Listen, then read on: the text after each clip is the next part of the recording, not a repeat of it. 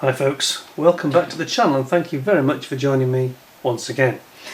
So, some of you may well have seen the recent review of the Vickers, the tale of two Vickers. Well, we only have one Valiant from Airfix today, but it's a big monster. It's in 72nd scale, now as big as it's a big old plane.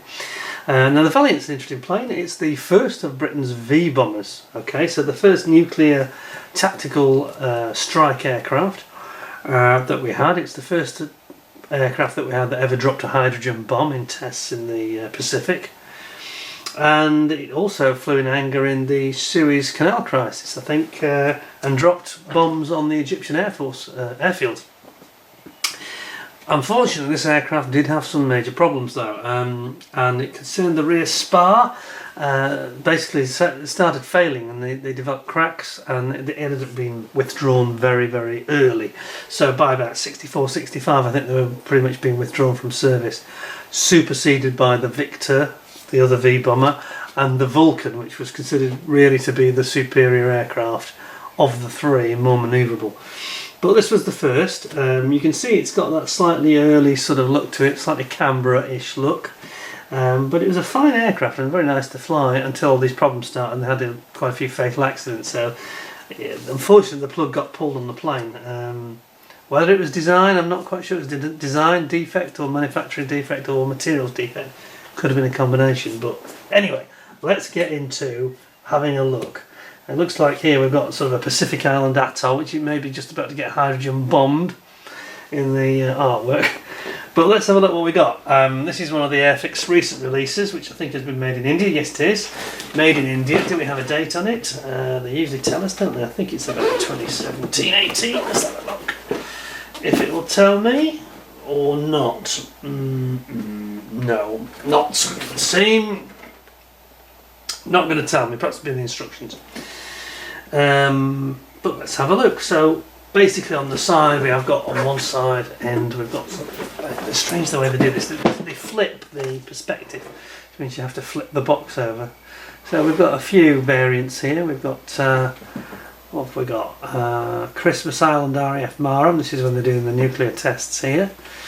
And we've got RAF Marham in 63. This is not long to go before they got pulled.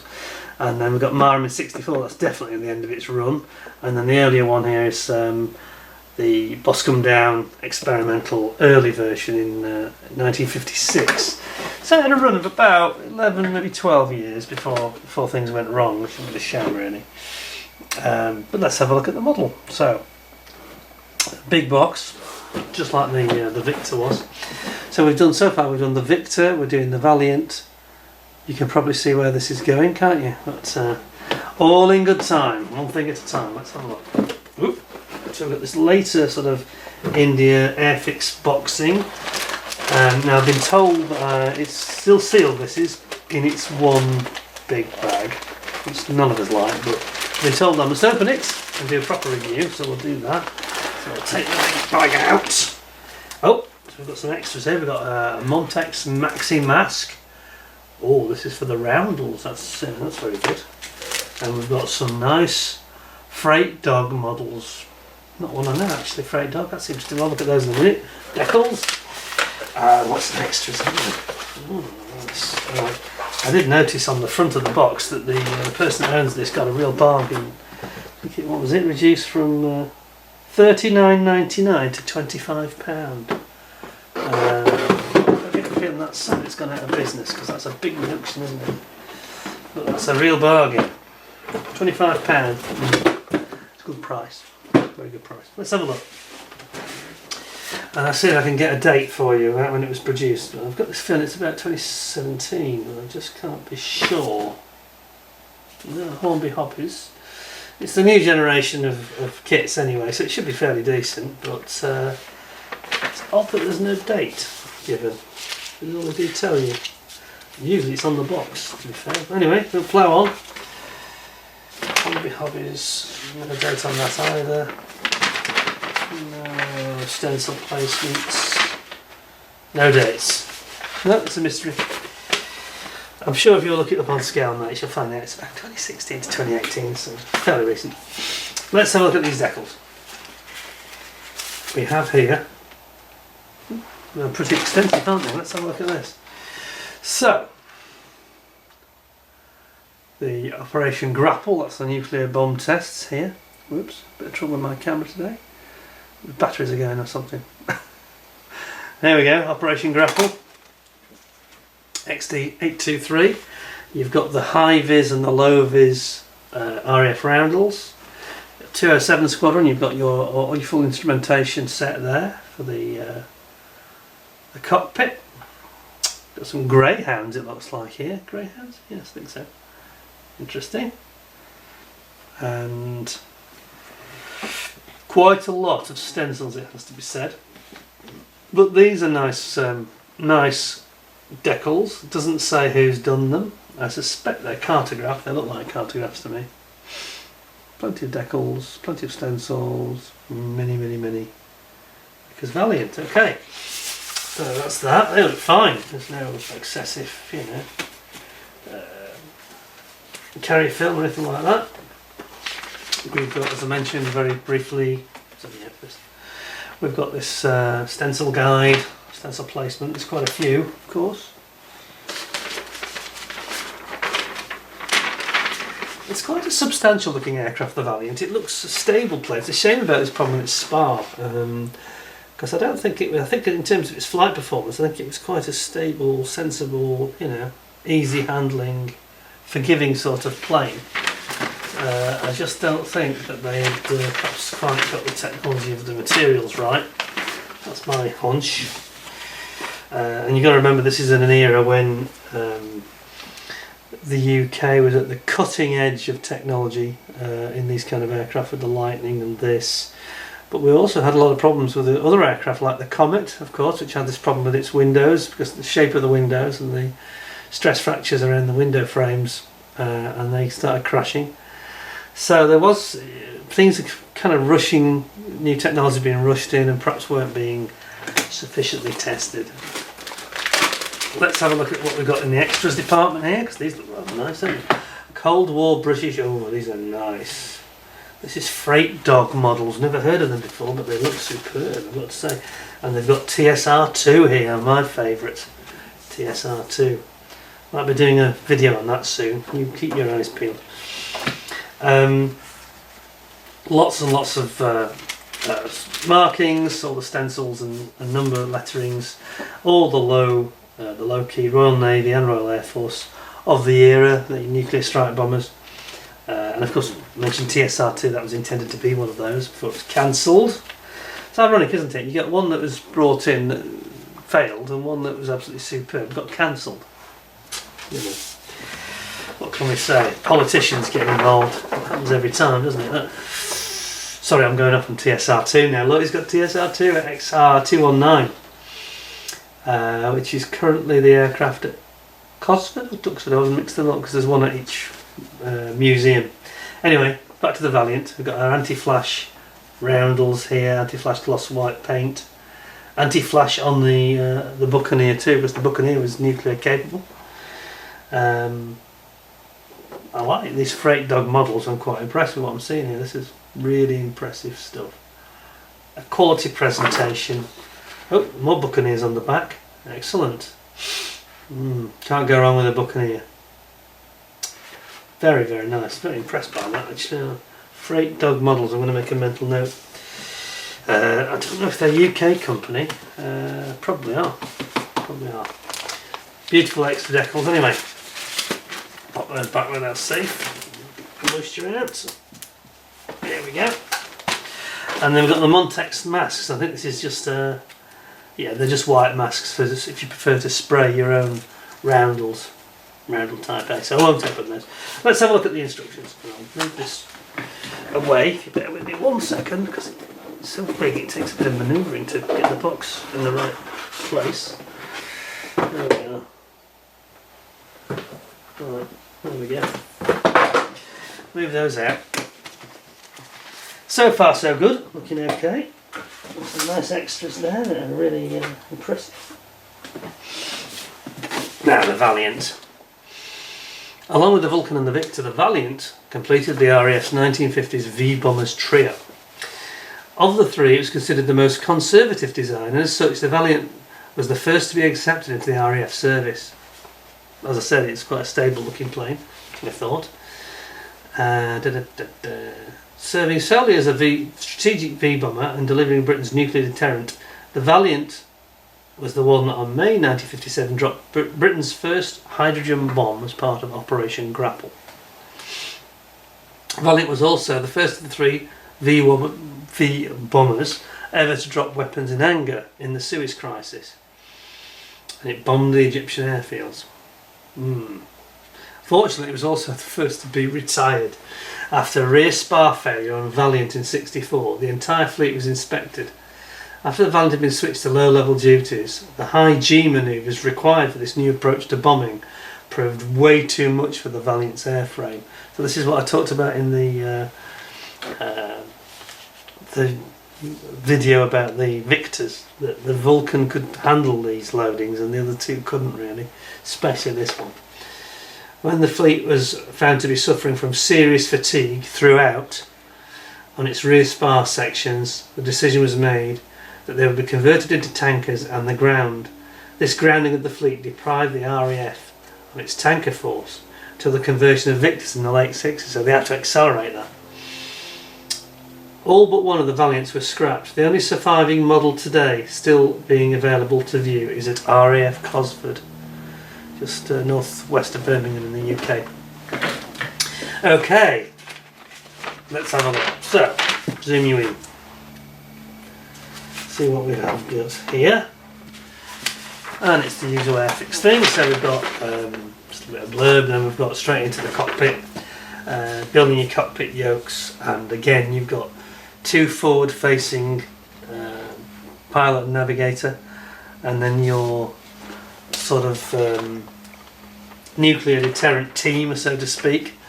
You know, the weapons officer, you've got a flight engineer, and you've got your sort of targeting officer. They sit with their backs to the crew, the main crew. All goes in together here, and it shows this instrumentation for all those three guys. That's one of the decals that we saw. And you got a little bit to cut out here from the tail section, is it? For the cone, for the rear. Interesting. Looks like there's a little bit of extra plastic there. They should have removed themselves. I'm not sure why the customer has to do that, but anyway. And then you got a couple of windows on the side of the front cockpit, and then you're putting in your, has to be said, it's a rather basic, rudimentary looking cockpit arrangement.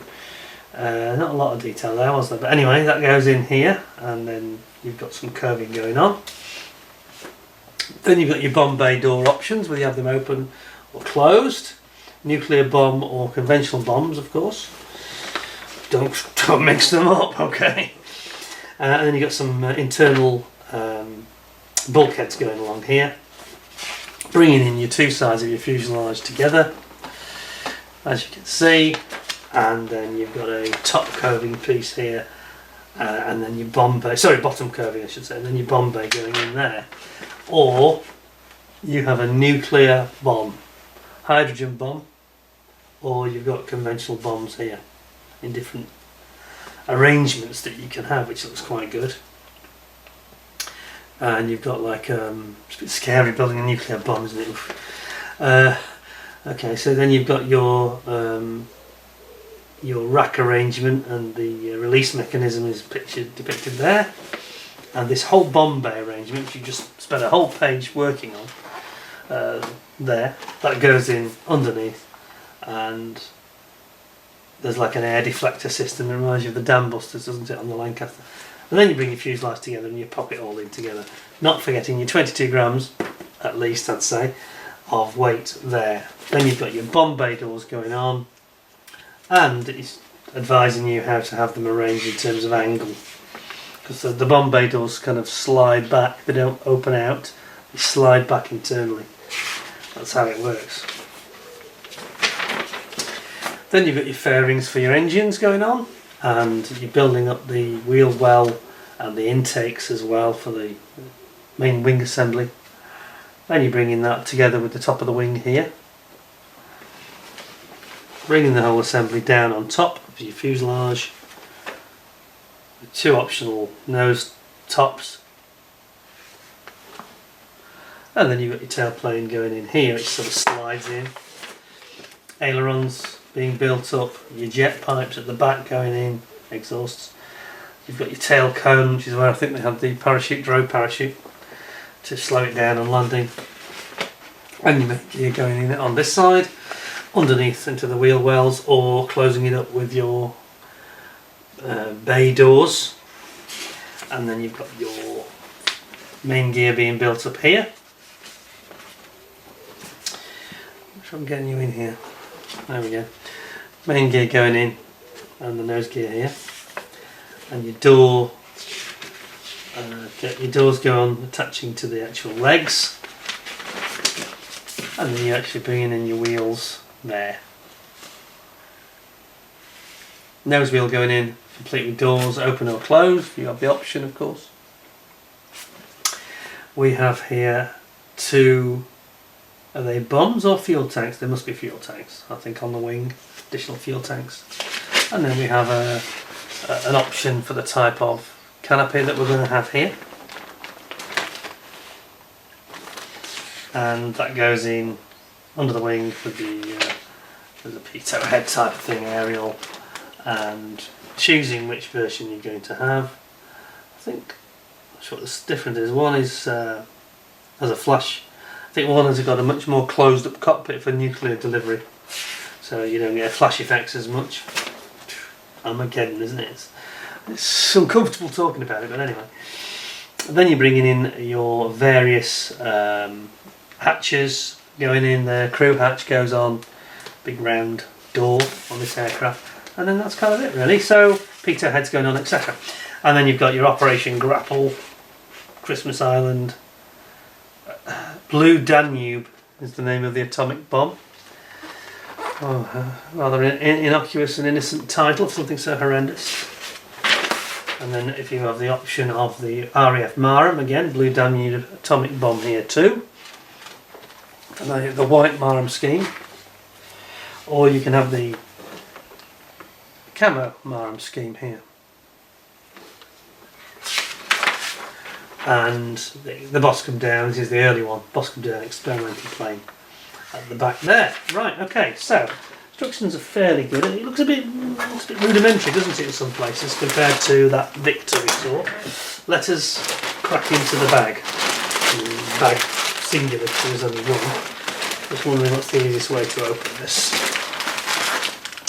First of all, let's zoom out so you can see what the heck I'm doing. I think I'm going to open it at this end here. So, try that. Try to make as little mess as possible, so it can be resealed, so that means not going all the way through, for example. It's not that easy. Okay. What we'll do is we nick it all at one end, right the way through, like that. Then, once we've got it open, we'll just focus on tearing away the top one side of the bag only. That will then make it possible to reseal it. In heavy weather this, aren't I? You're probably thinking, just get on with it. Right. It's not going to be a straight cut, but there we go, that worked. Yes. In the end, that worked well. It means we seal it up again afterwards. Much easier. Okay. Right, we have the bag gone. So, quite a few parts are off the sprues. Airfix, please stop doing this. Stop this one bag rubbish. Nobody's interested in saving the planet that way. There are other ways. You can have biodegradable plastic bags, multiples thereof that can be recycled. Let's have that, not this stupid huge bag. Look, there's bits off it all over the place. This is just stupid. It's just lazy, and it's not good for the kit at all. Another one's come off. I don't think that's the way to go. Now, I have to warn you, we have this sort of blue tack style plastic from Airfix, which their site in India is renowned for. But anyway, I'll tell you what, this is going to get chaotic, so let's just move. Nothing else comes off the sprue. Move the parts. Like so. There's another one, another part come off the sprue. Look, just random parts are just nuclear bomb.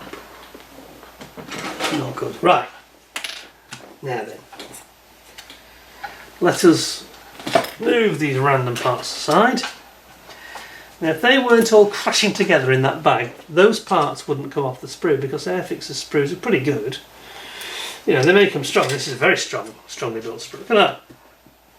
There's no wobble there, is there? That's strongly put together. The only reason they've got damaged and come off the sprue is because they're crashing into other sprues. Please stop it, Airfix, it's silly. Anyhow, let's have a look what we've got. So we've got this blue tacky plastic, as I call it. Although, if I'm being honest and fair, it's not the usual soft squidgy version. It's that colour, but it feels quite strong and quite rigid, so that's good. Also, we've got some lovely panel line detail. Look at this. The finish of the surface is really nice, and this is just reminding us about that Models Vit 172 Russian TU-22 blinder that we were looking at, which had this rather nasty surface to it. This is lovely. That's a really nice surface. It's very even, it's a fairly flat satin finish, but there's consistency here with the panel lines. You've got vortex generators here on the tail, which are really nicely moulded. That's good. I like it, that looks nice. And it's really sturdy on this sprue, it's really well mounted to it, that's not going to fall off. Yeah, that's excellent. It's a shame they didn't have a rudder, a movable rudder. That looks a bit odd, but anyway. Apart from that, can't fault it really, it's nice. That's a nice fuselage. So I'll put that to one side. Clear parts, I think I'll do the same trick with clear parts, so we can have a proper look. So there are quite a lot of them and they're quite big, so we should look. See if I can do this trick I did again. And nick it and then open it up. Right. It won't give a very straight edge, but it will enable us to. He says. Careful. Be careful, chap. That's a bad idea. I'm worried about touching the clear parts with a knife, so I'm just going to cut it the old-fashioned way. Otherwise I'm going to get into trouble here. We don't want to be nicking any clear parts because I'm trying to be clever. Sometimes you do more harm than good with the best intentions. Right, okay, we're in. Shut that away we go. Okay, so there we go. We're in. Right, yes, I was right. Now you can see there's two versions. So one's got more window area than the other, and I guess the lower window area is the nuclear delivering version where they've tried to blank out some of the windows. But I've got to say two things. Okay, we've got an ejector pin, which I'm not very impressed about, right in the middle of it. But bear in mind this will be masked and painted, so you won't see this. It's right there, Zokimura fashion, right in the middle of the clear plastic. But don't be put off, because that will not be seen. It's on the inside and this will be sprayed, so that will never be an issue. Never be an issue. Not sure about that one though. There's another one here. This is on the belly, isn't it? Underneath the chin, I think it is, where the bomb aimer looks through this window here. This window, clear window. We've got another ejector pin right there, which is, yeah. I'm sure that's not exterior, that's interior. It's not supposed to be there. So I mean, the clearness of it is beautiful. The plastic's really crisp and fairly distortion free. The shaping and the framing on the windows is nice, but they've been a bit silly with this ejector pin thing. I don't know why they really needed to have an ejector pin right in the middle of three. All four of these sort of teardrop shapes have got an ejector pin right in the middle. Don't think it's the end of the world, and the shaping and the clarity is excellent. So let's not get hung up about it. But surprised, that's all.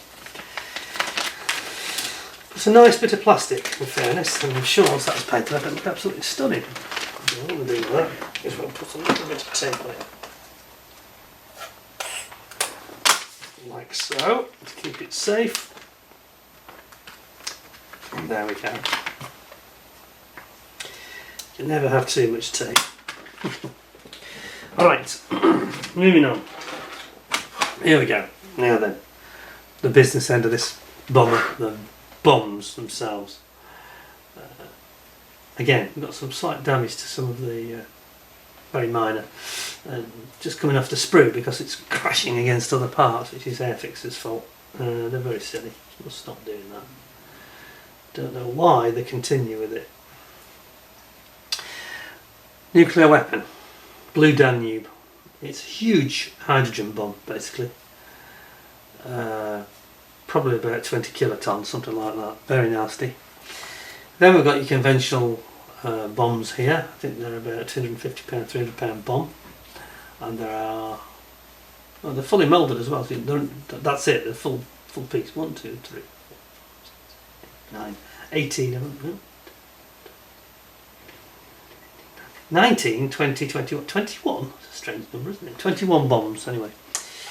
Looks great. You've got the bomb bay itself there, the roof of it, so to speak, and they look nice. Nothing wrong with any of that. Looks brilliant, really. There's not much to say about the nuclear bomb. It hasn't got many features, really. It's just a big fat boy type bomb, you know.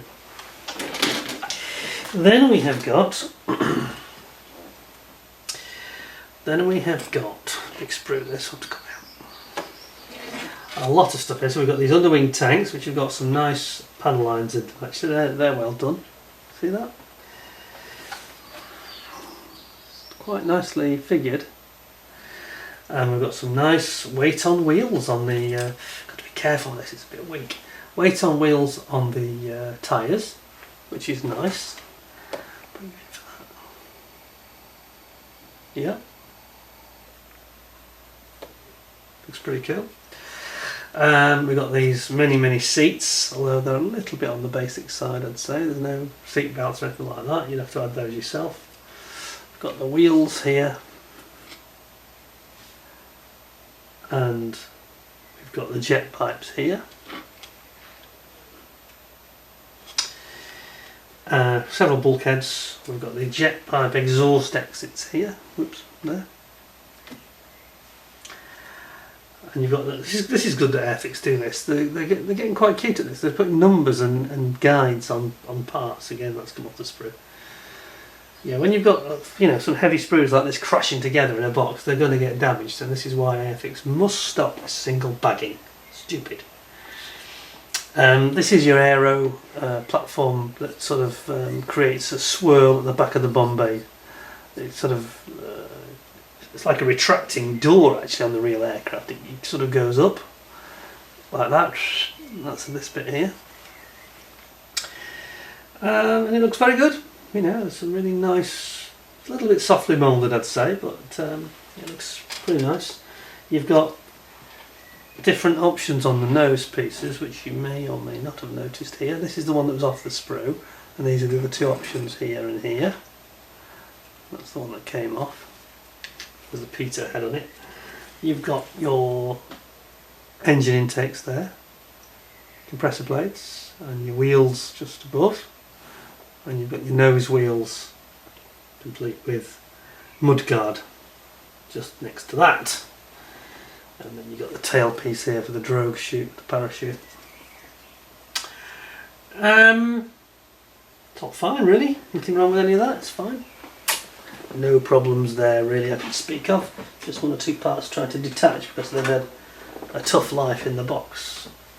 Now we have something absolutely huge. The big sprues Airfix have done very well because they've made them very strong.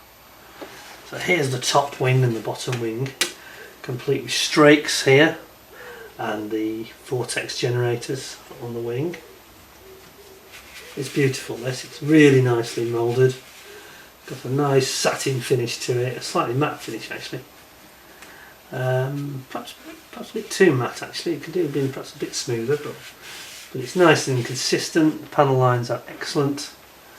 And again underneath we've got some vents and grills, and we've got some strakes here, and obviously we've got the cutout for the gear bay here. It's big, isn't it? It's a big old thing. Yeah, I like it. It's as a kit, that's really good. Can't see anything wrong with that. Just glad it's still on the sprue. And then last but not least is the hugest sprue of the lot, which is the one that's got all the tails and the bomb bay door on it here. And your open bomb bay doors here. So, do you have to cut them? No, that's for the closed bomb bay door, isn't it?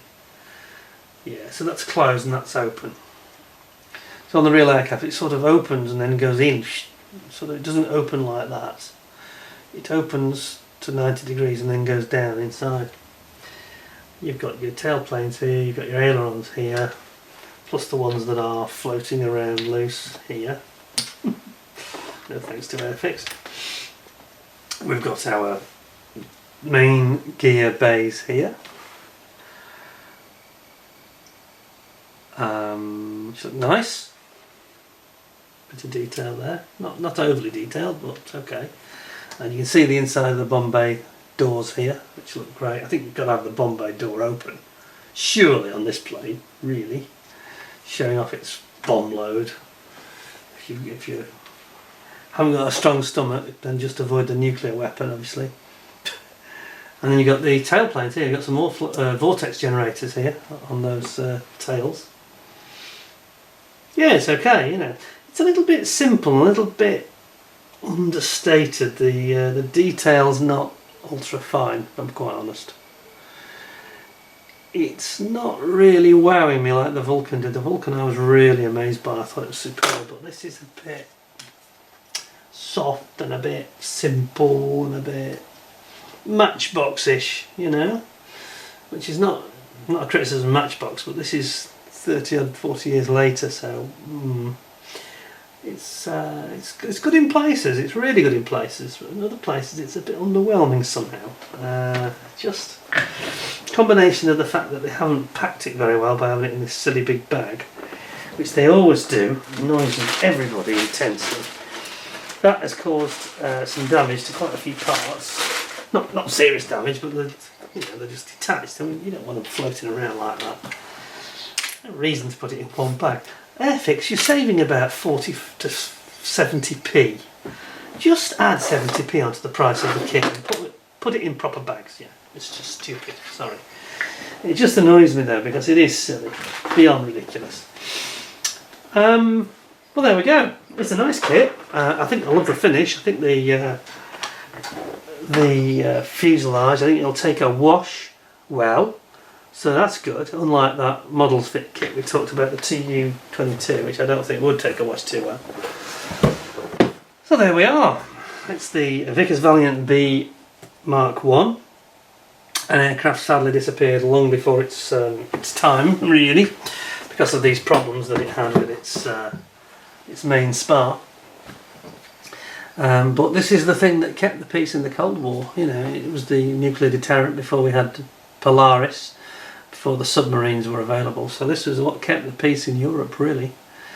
A big factor, along with the Americans, their B-52s.